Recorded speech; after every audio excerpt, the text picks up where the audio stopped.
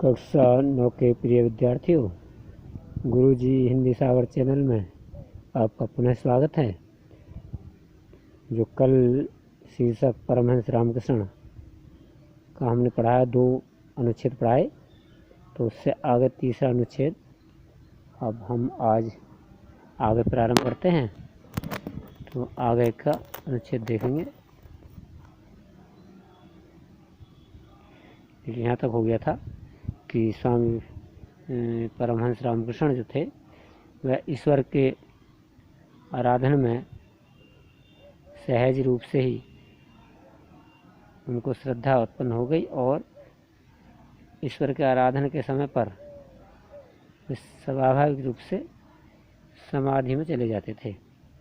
अब ये है, यहाँ से तीसरा पैराग्राफ देखेंगे। परम सिद्धो अपि सह सिद्धिनां प्रदर्शनम नोचित अमन्यत। परमहंस रामकृष्ण परम सिद्ध होते हुए भी वह सिद्धियों के प्रदर्शन को उचित नहीं मानते थे। नोचितम अमन्यत, उचित नहीं मानते थे। एकदा केनचित् भक्तेन कस्यचित् महिमा एव वर्णित असो महात्मा पादुकाभ्यां नदी तरति इति महतो विस्मस्य विषय। एकदा माने एक बार उनके किसी भक्त ने किसी की महिमा, कस्यचित् किसी की महिमा का वर्णन करते हुए कहा, असो महात्मा, वह महात्मा पादुकाभ्याम, पादुकाओं के द्वारा नदी तरती, नदी को पार कर लेता है। पादुका यानी जूतियों के द्वारा ही। इति महतो विस्मस्य विषय, यह बहुत ही आश्चर्य की बात है। उनके भक्त ने कहा कि एक व्यक्ति है जो महापुरुष है, महात्मा है, वह महात्मा अपनी पादुकाओं से ही और नदी को पार कर देता है, उनके सहारे ही, उन पर खड़ा होकर के, बैठ करके, चल कर उनके। तो ये बड़े आश्चर्य की बात है, ऐसा कहा। तो परमहंस रामकृष्ण मंदम अहसत अवदच्च। परमहंस रामकृष्ण धीरे से हंसे और बोले, अस्या सिद्धे मूल्यम पणद्वय मात्रम पणद्वयेन नौकाया सामान्यो जन नदीम तरती।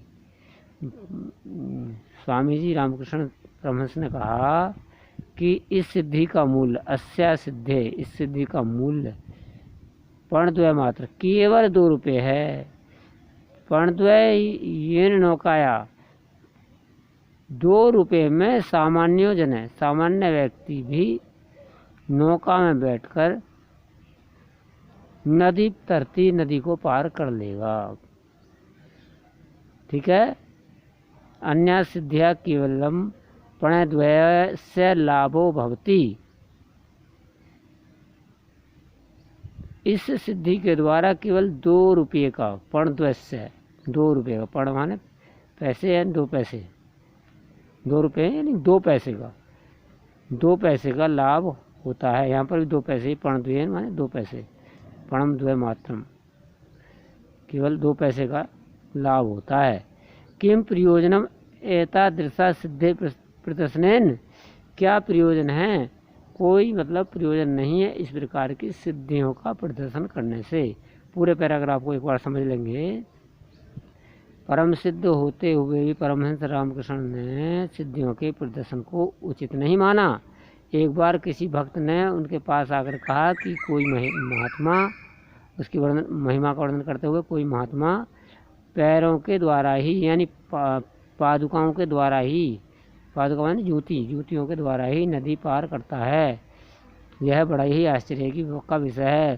परमहंस इस विषय पर धीरे से मुस्कुराए, हंसे और बोले कि इस सिद्धि का मूल्य केवल ₹2 है। ₹2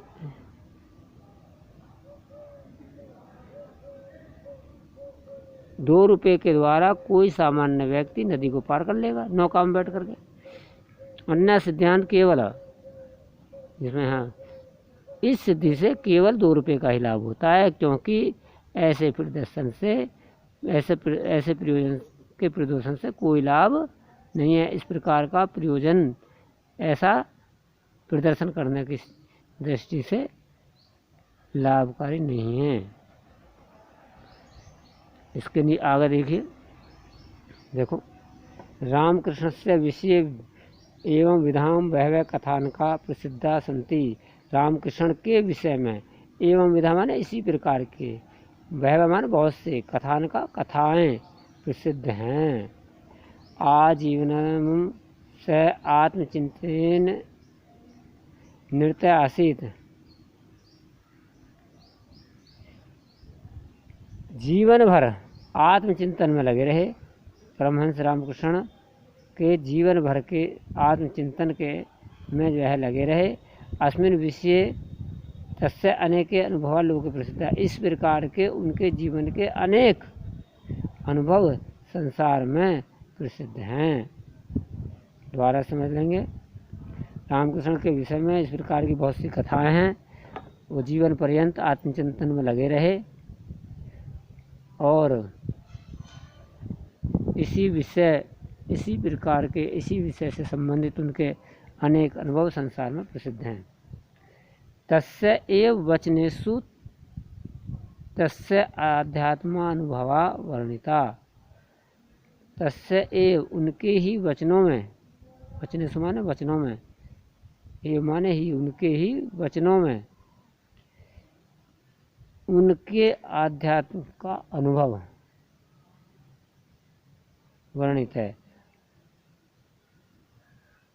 उनके ही वचनों के माध्यम से उनके द्वारा आध्यात्मिक